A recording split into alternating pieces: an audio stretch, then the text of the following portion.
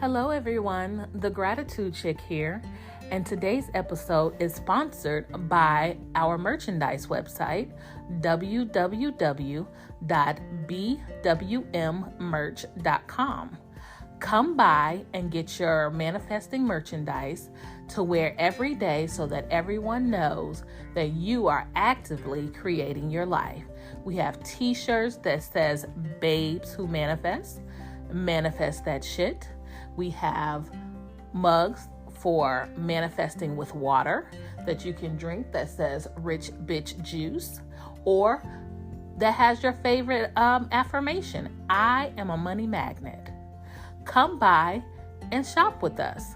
www.bwmmerch.com.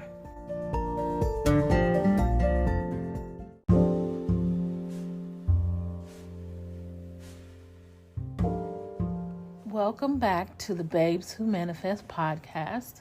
I am your host, Luanza, aka the Gratitude Chick. Don't forget to follow me on all of my social media accounts at the Gratitude Chick and Twitter, Gratitude_Chick. Also, don't forget to join my Facebook group, Babes Who Manifest. And I am now on YouTube at the Gratitude Chick. Today, I am going to continue where I left off on Feeling is the Secret with chapter number 2, Sleep. Sleep, the life that occupies 1/3 of our stay on earth, is the natural door into the subconscious.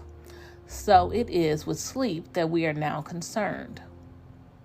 The conscious 2/3 of our life on earth is measured by the degree of attention we give sleep. Our understanding of and delight in what sleep has to bestow will cause us, night after night, to set out for it as though we were keeping an appointment with a lover. In a dream, in a vision of the night, when deep sleep falleth upon men, and slumbering upon the bed, then he openeth the ears of men, and sealeth their instruction. Job 33. It is in sleep and in prayer, a state akin to sleep, that man enters the subconscious to make his impressions and receive his instructions. In these states, the conscious and subconscious are creatively joined. The male and female become one flesh. Sleep is the time when the male or conscious mind turns from the world of sense to seek its lover or subconscious self.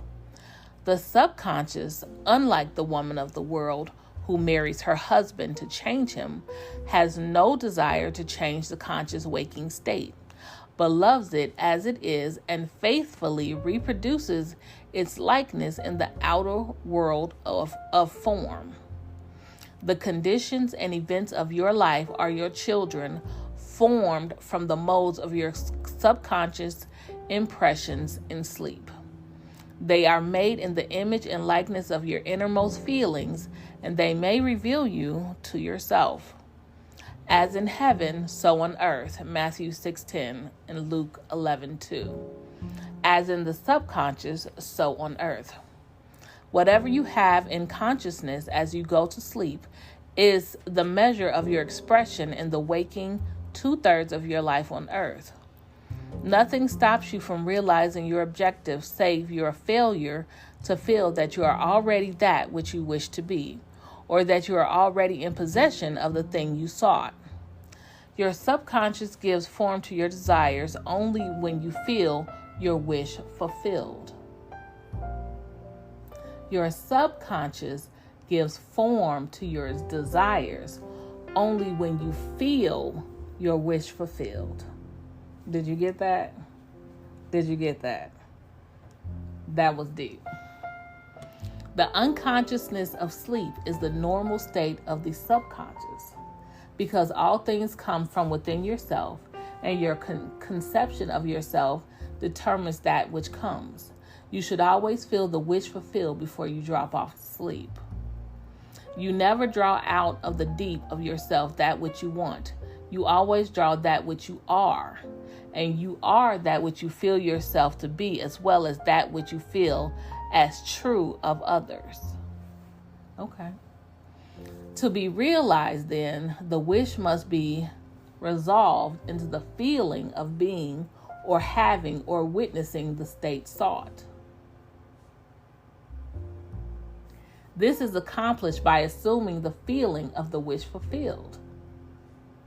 The feeling which comes in response to the question, how would I feel were my wish realized, is the feeling which should monopolize and immobilize your attention as you relax into your sleep. You must be in the consciousness of being or having that which you want to be or to have before you drop off to sleep. Did you guys get that? I'm going to read that again. I'm going to read that entire passage again, and I want you to listen carefully. The feeling which comes in response to the question, how would I feel were my wish realized, is the feeling which should monopolize and immobilize your attention as you relax into sleep. You must be in the consciousness of being or having that what you want to be or to have before you drop off to sleep. That's deep. Once asleep, man has no freedom of choice. His entire slumber is dominated by his last waking concept of self. So the last thing that you did before you went to sleep is what your entire sleep will be dominated by. That is deep, y'all. Are y'all getting this? It follows, therefore, that he should always assume the feeling of accomplishment and satisfaction before he retires in sleep. Come before me with singing and thanksgiving, Psalm 95:2. Enter into his gates with thanksgiving and into his courts with praise, Psalm 104. Your mood prior to sleep defines your state of consciousness as you enter into the presence of your everlasting lover, the subconscious. She sees you exactly as you feel yourself to be. If, as you prepare for sleep, you assume and maintain the consciousness of success by feeling, I am successful, you must be successful. Lie flat on your back with your head on a level with your body. Feel as you would were you in possession of your wish and quietly relax into unconsciousness. He that keepeth Israel shall neither slumber nor sleep. Psalm 121:4. Nevertheless, he giveth his beloved sleep. Psalm 127:2. The subconscious never sleeps. Sleep is the door through which the conscious waking mind passes to be creatively joined to the subconscious. Sleep conceals the creative act, while the objective world reveals it. In sleep, man impresses the subconscious with his conception of himself. So basically, while we're sleeping, we are impressing on our subconscious mind what it is that we are. And when I say what we are, it is everything that you want to be, but you are saying that this is what you are. Okay, that's deep. What more beautiful description of this romance of the conscious and subconscious is there than told in the Song of Solomon? By night on my bed I sought him whom my soul loveth. Song of Solomon 3:1. I found him whom my soul loveth. I held him and I not let him go, until I brought him into my mother's house and into the chamber of her that conceived me. Song of Solomon 3:4. Preparing to sleep, you feel yourself into the state of the answered wish and then relax into unconsciousness. Your realized wish is he whom you seek. By night on your bed, you seek the feeling of the wish fulfilled, that you may take it with you into the chamber of her that conceived you, into sleep, or the subconscious which gave you form, that this wish also may be given expression. This is the way to discover and conduct your wishes into the subconscious. Feel yourself in the state of the realized wish and quietly drop off to sleep. Night after night, you should assume the feeling of being, having, and witnessing that which you seek to be, possess, and see manifested. Never go to sleep feeling discouraged or dissatisfied. Never sleep in the consciousness of failure. Your subconscious, whose natural state is sleep, sees you as you believe yourself to be, whether it be good, bad, or indifferent. The subconscious will faithfully embody your belief. Oh man, oh man. If you just think back on how many times you went to sleep fretting, cried yourself to sleep, angry, pissed off, and now when you think back, what you're realizing is these things continue to be mountainous in your life because you went to sleep this way, and your subconscious will faithfully embody this belief because you have passed it to your subconscious in your sleep saying, this is what I want to be in life. Ooh, that is deep. That is deep. As you feel, so do you impress her, and she, the perfect lover, gives form to these impressions and outpictures them as the children of her beloved. Thou art all fair, my love. There is no spot in thee. Song of Solomon 4:7 is the attitude of mind to adopt before dropping off to sleep. Disregard appearances and feel that things are as you wish them to be. For he calleth things that are not seen as though they were, and the unseen becomes the seen. Romans 4:17. To assume the feeling of satisfaction is to call conditions into being which will mirror satisfaction. Signs follow that do not precede. Proof that you are will follow the consciousness that you are.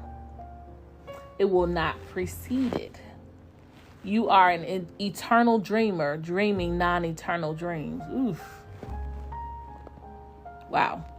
Your dreams take form as you assume the feeling of their reality. Do not limit yourself to the past, knowing that nothing is impossible to consciousness.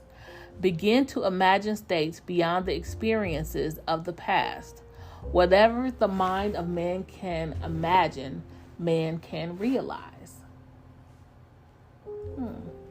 All objective, visible states were first subjective, invisible states, and you called them into visible by assuming the feeling of their reality.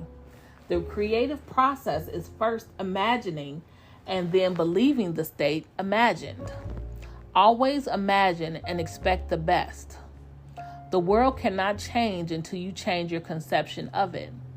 As within, so without. Nations as well as people are only what you believe them to be. No matter what the problem is, no matter where it is, no matter whom it concerns, you have no one to change but yourself. And you have neither opponent nor helper in bringing about the change within yourself. You have nothing to do but convince yourself of the truth of that which you desire to see manifested. As soon as you succeed in convincing yourself of the reality of the state sought, results follow to confirm your fixed belief. You never suggest to another state which you desire to see him express. Instead, you convince yourself that he is already that which you desire him to be. Realization of your wish is accomplished by assuming the feeling of the wish fulfilled. You cannot fail unless you fail to convince yourself of the reality of your wish. A change of belief is confirmed by a change of expression. Every night as you drop off to sleep, feel satisfied and spotless, for your subjective lover always forms the objective world in the image and likeness of your conception of it, the conception defined by your feeling. The waking 2/3 of your life on earth ever corroborates or bears witness to your subconscious impressions. The actions and events of the day are effects, They are not causes. See? Free will is only freedom of choice. Yeesh. Choose ye this day whom ye shall serve. Joshua 24:15. Is your freedom to choose the kind of mood you assume. But the expression of the mood is the secret of the subconscious. The subconscious receives impressions only through the feelings of man, and in a way known only to itself, gives these impressions form and expression. The actions of man are determined by his subconscious impressions. His illusion of free will, his belief in freedom of action, is but ignorance of the causes which make him act. He thinks himself free because he has forgotten the link between himself and the event. Man awake is under compulsion to express his subconscious impressions. If in the past he unwisely impressed himself, then let him begin to change his thought and feeling, for only as he does so will he change his world. Do not waste one moment in regret, for to think feelingly of the mistake of the past is to reinfect yourself. Let the dead bury the dead. Matthew 8:22 and Luke 9:60. Turn from appearances and assume the feeling that would be yours were you already the one you wish to be. Feeling a state produces that state. The part you play on the world stage is determined by your conception of yourself.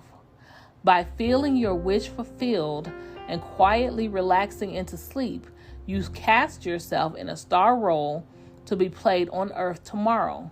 And while asleep, you are rehearsed and instructed in your part. The acceptance of the end automatically wills the means of realization. Make no mistake about this. If, as you prepare for your sleep, you do not consciously feel yourself into the state of the answered wish, then you will take with you the chamber of her who conceived you, the sum total of the reactions and feelings of the waking day. And while asleep, you will be instructed in the manner in which they will be expressed tomorrow. That's deep, y'all.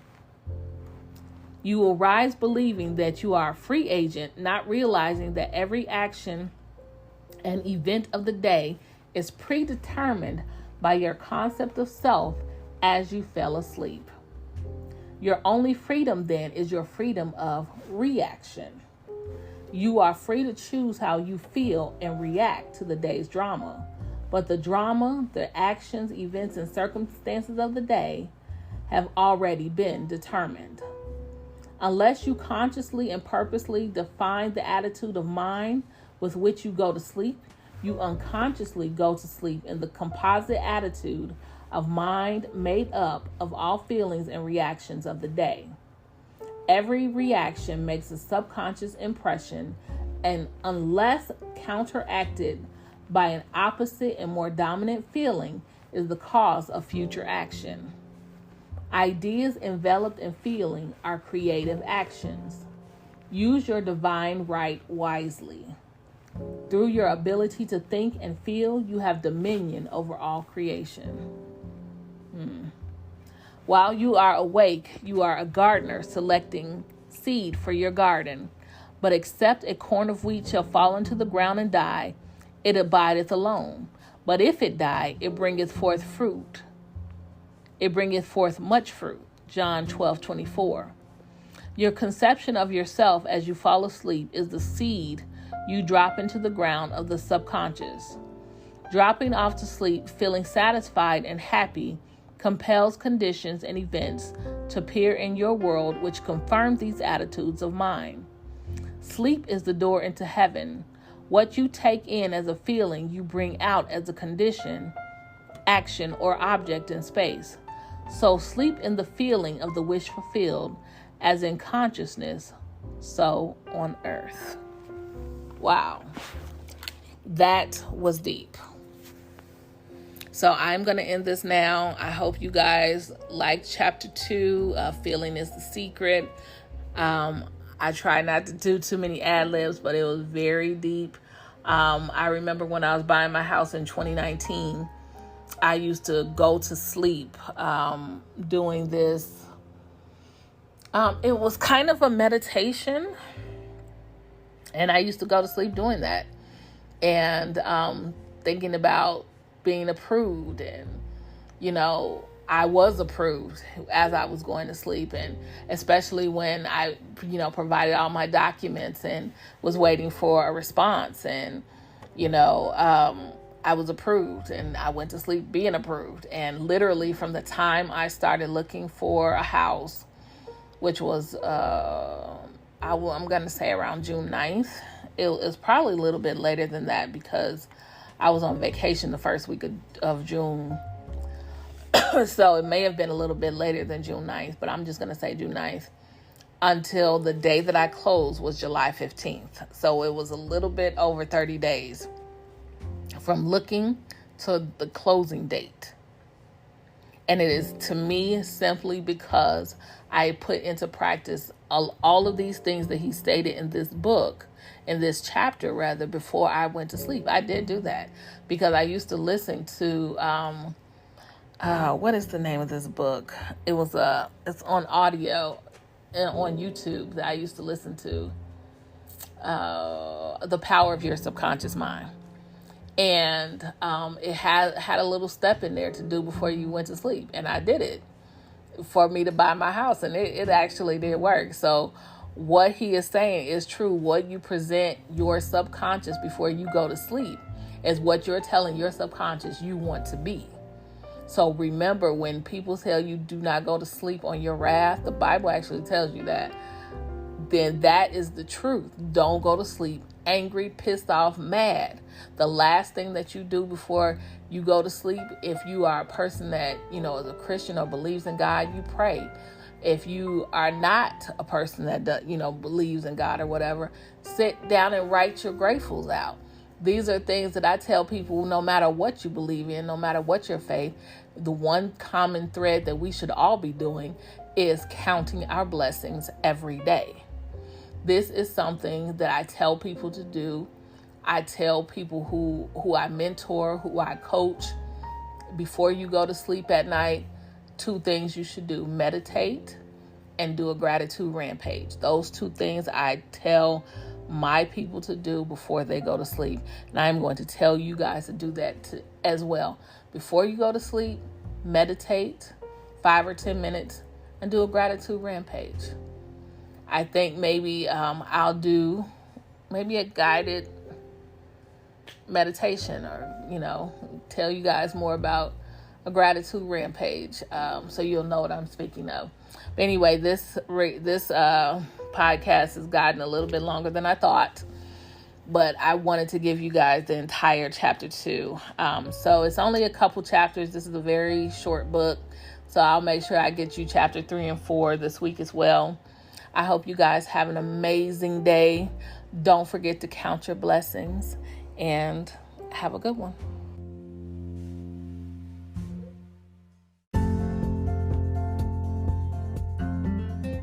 Thank you for listening to another episode of the Babes Who Manifest podcast. I am your host, Lawanza, aka The Gratitude Chick. Don't forget to follow us on our new YouTube page at The Gratitude Chick.